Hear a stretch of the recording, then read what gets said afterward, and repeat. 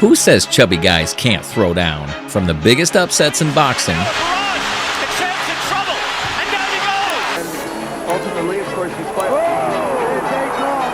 to the nastiest knocks in MMA,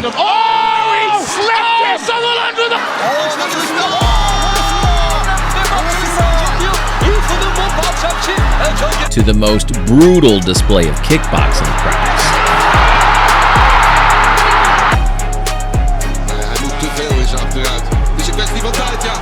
Guys with dad bods have produced enough highlight reel moments to prove that ripped physiques and chiseled abs are not necessary to win fights. All you need to have is that dog in you. Here are the times fat boys knocked out jacked beasts. Number 20, Butterbean versus James Thompson. We'll kick things off with the fluffiest fireball in combat, Eric Esch, aka Butterbean, who toppled dozens of giants across different forms of combat. Butterbean first conquered boxing with his most brutal display of violence coming against George Lindbergh in a 19-second demolition. Ultimately, of course, he's fighting. In smaller gloves, Butterbean's fists were even deadlier, and James Thompson learned it the hard way. Oh, that's about it. I mean, that's about it. Butterbean has done it.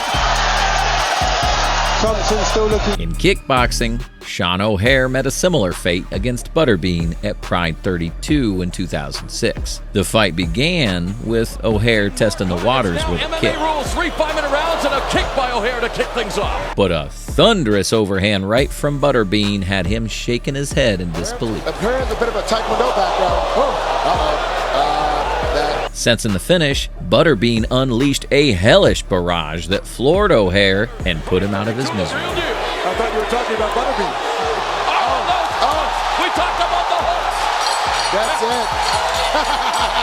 That's it. 19. Anthony Joshua versus Andy Ruiz. Like Butterbean, Andy Ruiz defied all odds a number of times, most notably against Anthony Joshua, the 6'6" Adonis of muscle who entered their 2019 clash as the scariest force in the heavyweight division. The WBA Super, IBF, WBO, and IBO heavyweight champion had his flashes of brilliance early. But Ruiz mounted a comeback of a lifetime to hurt Joshua in the second half of the battle. With Joshua wobbling and barely holding on, Ruiz sealed the deal on the follow-up to shock the world.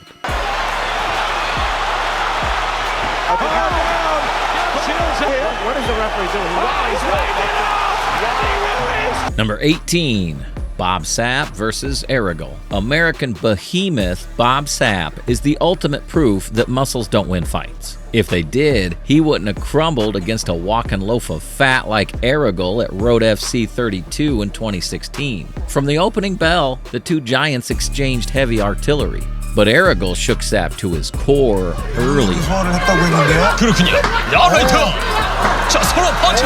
What followed was pure destruction, as Aragal swung for the fences and broke the beast's spirit, leaving him folded on the canvas in a pitiful fetal position.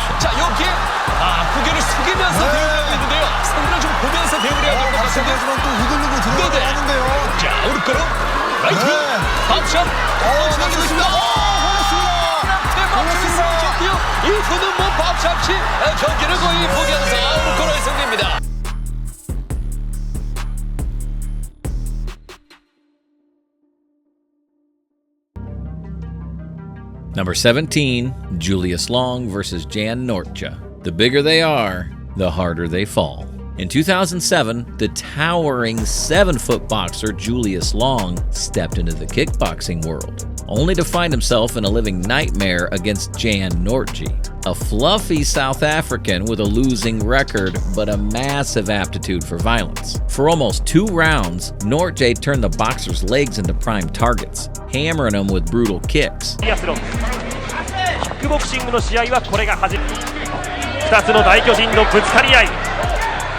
ヤンジャジャイアントのルキーは完全にローキックを軸にして、左フック相打ちだ。 With no answers in his arsenal, Long could do little but absorb the punishment until his towering frame could no longer stand the pain. ふらついている。バランスを崩しています。ノルキアチャンス。ノルキアチャンス。嫌がってますね。完全に嫌がって The result? A TKO finish that left a big man humbled. このもキックだ。しかし一発耐えた。耐えた。これはどうだ。スリップか。ダウンだ。2つ目のダウン。2ノックダウン。ジュリアスパワーリングインフェルノロングノックアウト。ヤンシャスジャイアント。 Number 16, Kevin Wolter versus Draven Janjanin. Hulking bodybuilders often confuse raw size with fighting prowess, forgetting that weights don't hit back. And Kevin Wolter learned this the hard way when he dared to stand and trade with seasoned pugilist Drazen Janjanin. In their 2023 boxing clash, Wolter came charging out with wild and amateurish punches.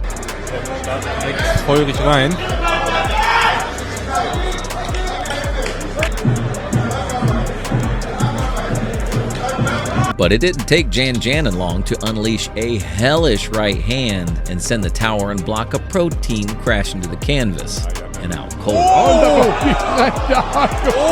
mein Gott! Wolter, schwer angenockt die Gabot.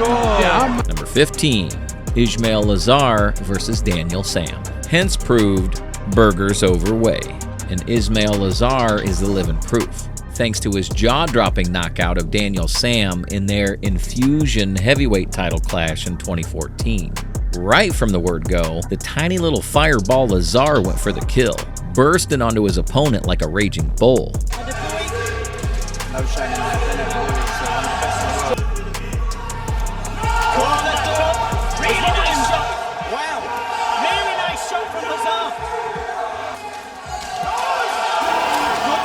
Sam had his moments as well, and the momentum shifted back and forth throughout round 2. Good combinations from Sam. There's that right hand. Good knee from By round 3, Sam had started to look really dangerous.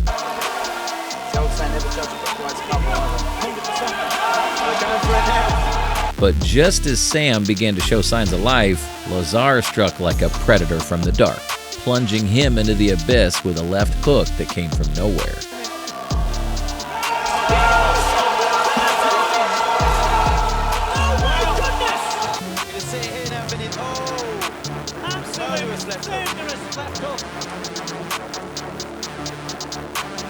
Here it is again. Oh, pure perfect shot. What performance, I told you. Don't shoot the book by its cover. Number 14, Ismail Lazar versus Andrew Thompson. A year after sending Sam to the shadows, Lazar returned to the ring to battle South African giant Andrew Thompson. As soon as the fight started, Lazar stunned the towering South African with a thunderous right hand.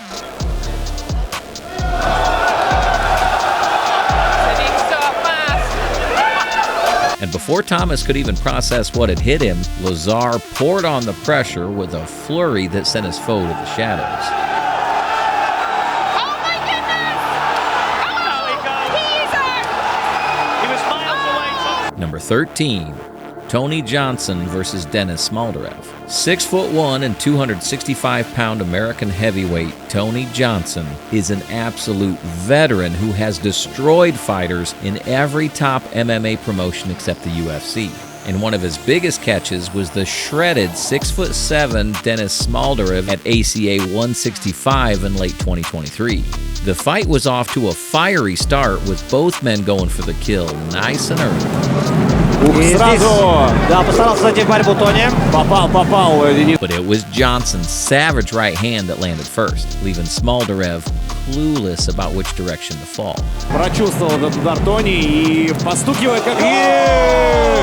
Вот это да! Ничего себе! Тони Джонсон!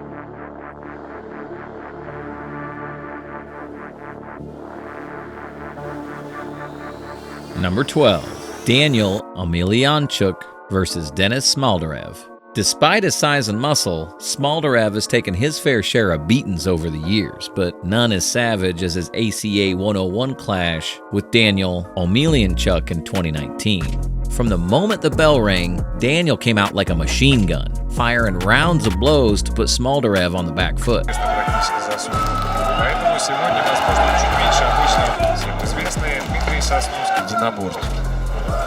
After dominating for a minute, Daniel unleashed a crushing left hand that dropped Smolderev like a sack of potatoes and hammered him on the mat. Конкретный момент.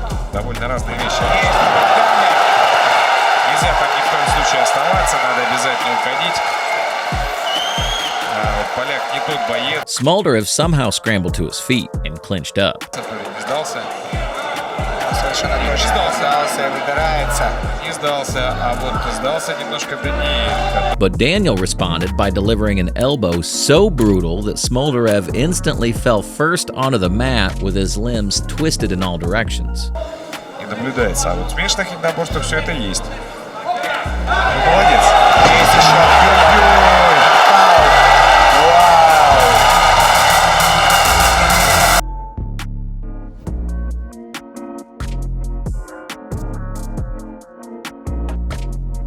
Number 11, Paul Buentello versus Eric Pindle. Next up is the 6'3" and 225-pound veteran Paul Buentello, who was a bit on the chunkier side when he moved up to heavyweight in the twilight of his career in 2016, when the Brazilian found himself facing the 265-pound jacked beast Eric Prindle, who made Buentello carefully assess his every move. Here, Ken, these guys both have incredible power. This fight could end one punch again either way when you fireworks are going to occur. The title, Eric Prindle fought for the Bellator title. So we have two. But as soon as the veteran felt comfortable inside the cage, he launched a thunderous straight right hand that sent Prindle crashing into the land of the unconscious. Of the week has been from Prindle. If he touches him, he's done. He is finished. Paul Buentello.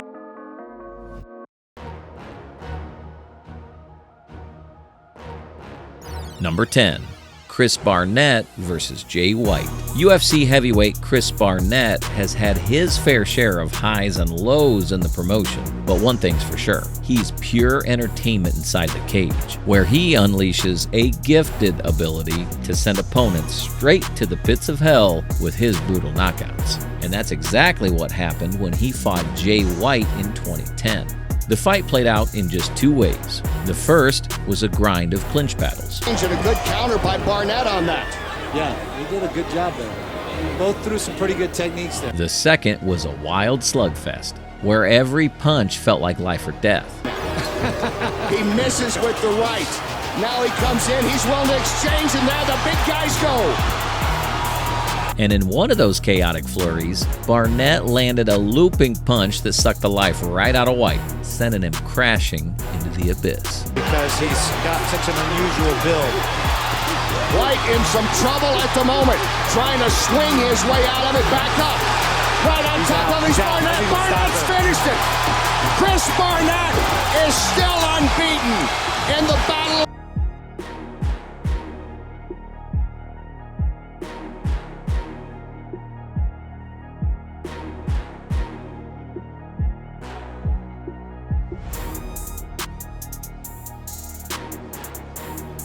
Number 9, Roy Nelson versus Brad Imes. MMA legend Roy Nelson is the undisputed king of dad bods and wild knockouts, and he produced countless moments that made fans leap out of their seats. One of those moments came in his fight with Brad Imes in 2008, where Nelson came out swinging for the fences, clocking Imes early and sending him into a dizzying spin. Imes using that reach. Oh, Roy Nelson connects. And he's got something to hang on. Got to go to the body. Body set it up. I know you're hungry. You want to continue in the face. Another connection. Nelson picking Imes apart. Yep.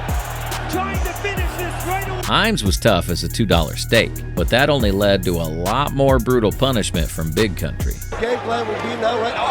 Another right and another Roy Nelson teeing off. His ground and pound is really good too. Take him down and then start mowing away. I was saying, look at And a combination. This one could be close. that's what. And it all proved too much for the towering Imes. Imes took this fight on only 2 weeks' notice. That might do it. Roy Nelson dropped Brad Imes, and it is over. That is.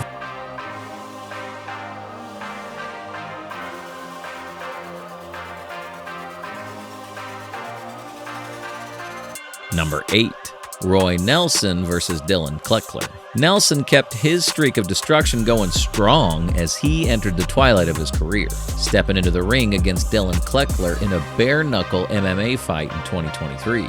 With no gloves to cushion the blow, Nelson's fists became sledgehammers landed with the force that cracked open mountains. I just, right? He's gritting his teeth because he's trying. He's there. Rips Roy. The MMA legend seemed to step behind in the early moments as Kleckler capitalized with some heavy shots. He was going, and you know that he's got the jiu-jitsu to make something of it once he gets into the ground. Because Kleckler, right from Kleckler, there's another. But once he got it, it was a firefight, with punches flying like debris after an explosion. With the left hook over top, Roy's getting a little bit of range and timing now. Nice upper. Yeah, Roy's got a mean uppercut. He'll go out the zone. Touch right hand. Touch right hand again, Roy. And in the heart of the battle, it was Nelson's accuracy that prevailed as he landed clean while Kleckler missed. And that was all she wrote. Roy answers. 1 minute, 40 seconds.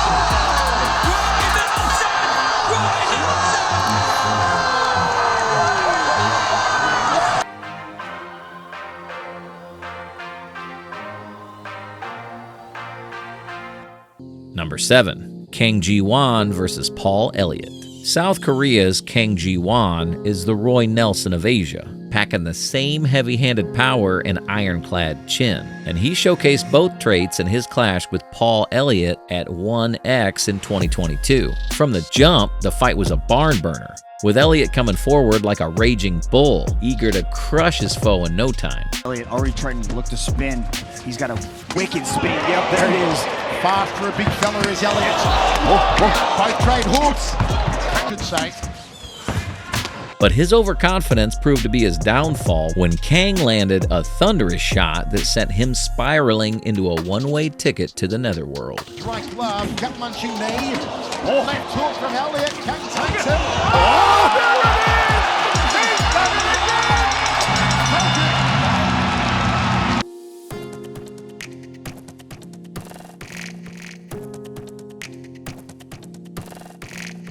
Number 6. Kirill Sadelnikov versus Martin Saltisic. Next up, we have a rapid-fire clash between Fedor's protege, Kirill Sadelnikov, and the 275-pound brick house, Martin Saltisic, who came out swinging like his opponent had just told him to hit the treadmill. From the opening bell, Saltisic unleashed a barrage of heavy punches to turn the fight into an all-out war. Weights, but you already figured that out. Saltisic in the black with the white check coming out like a fireball. Big, but even the big strikes. Huge right hand. But when Sadelnikov fired back with the same intensity, Saltisic crumpled to the canvas like a tree struck by lightning. Not at all. Oh, big right hand punch, and that's it. Stopping the fight. And Saltisic is still...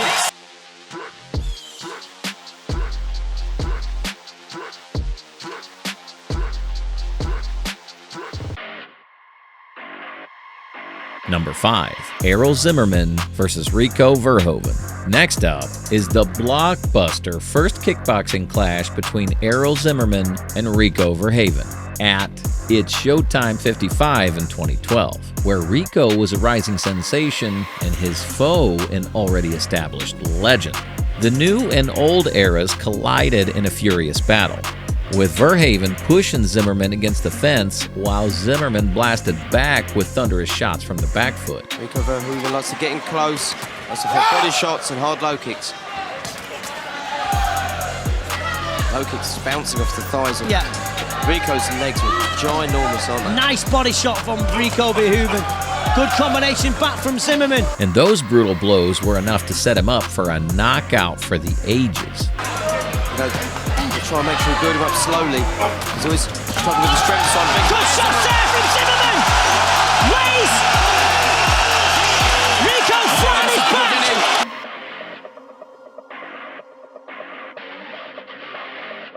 Number 4. Peter Graham versus Badr Hari 1. When Hari and Graham fought in a blockbuster kickboxing clash in 2006, it was pure madness, with both men starting to fight in 5th gear. Боец очень мускулатнее Бадра Хари. By round 2, however, the sting of Bad Boy's leather began to carve into Graham, with each shot landing like a thunderclap.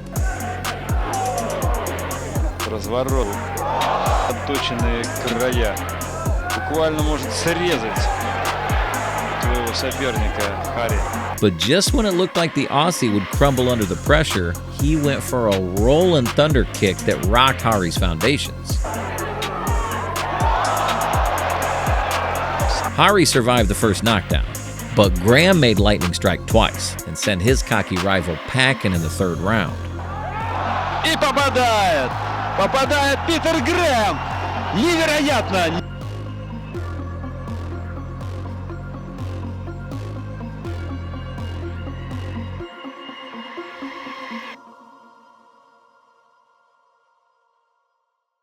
Number 3.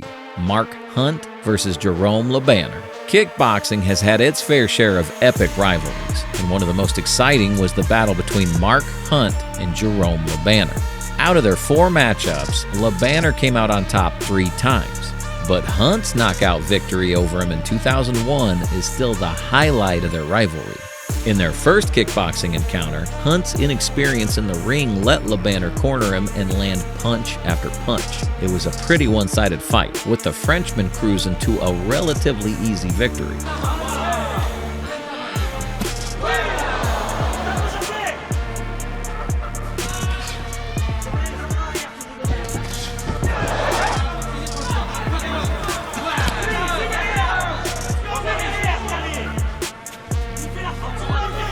In their rematch, Hunt made some key adjustments. While Le Banner still managed to corner him, Hunt didn't just cover up this time. He fired back with a powerful 1-2 combo that rocked Le Banner.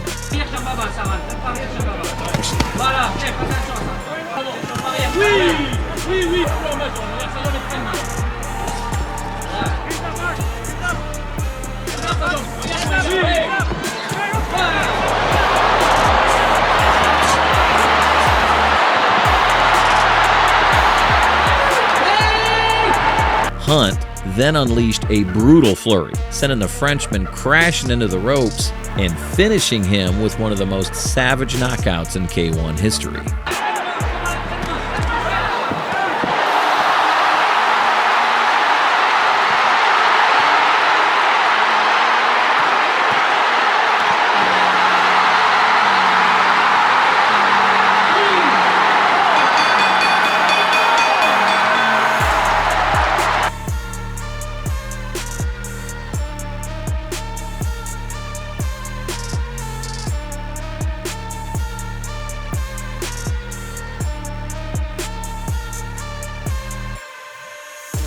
Number 2. Pavel Dalidko versus Louis Sutherland. Next up is the 2021 battle between Pavel Dalidko and Louis Sutherland, who got beat up for the majority of the fight. Looks going to be the season, especially at heavyweight. Absolutely. Fighting the hands here is... spinning elbow! Until he turned the tables and flatlined an overconfident Dalidko. Oh, some big shots getting Sutherland. through. He slipped it! Sutherland with a big knockout! Over! He turns the table! Wow! That is so...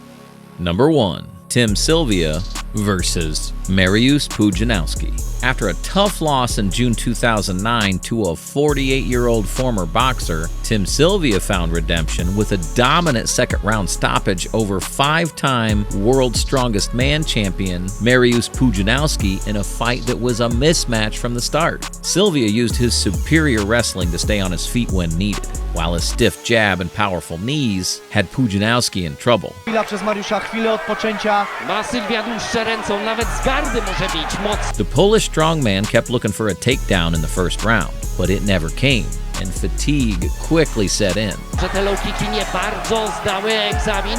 Będzie musiał mocno w tej chwili pracować i bronić się przed obaleniem. Znów to najgroźniejsze. Sylvia ended the first round by raining down punches with his knee on Pudzianowski's belly, and in the second round, the exhausted Pole had no choice but to fall to his back. Sylwia w tej chwili absolutnie dominuje. Jeszcze jeden low kick. Widział walkę z Kałaguchim. Widział, że Japończyk kopał i Pudzianowski odczuwał te ciosy. Oj, bezładnie osunął się. Sylvia followed him down, and with Herb Dean keeping a close eye, Pudzianowski tapped out to avoid any more damage. Położył się na plecy, a niestety Team Silva dochodzi do pozycji bocznej. I teraz będzie mógł stabilizować tę pozycję.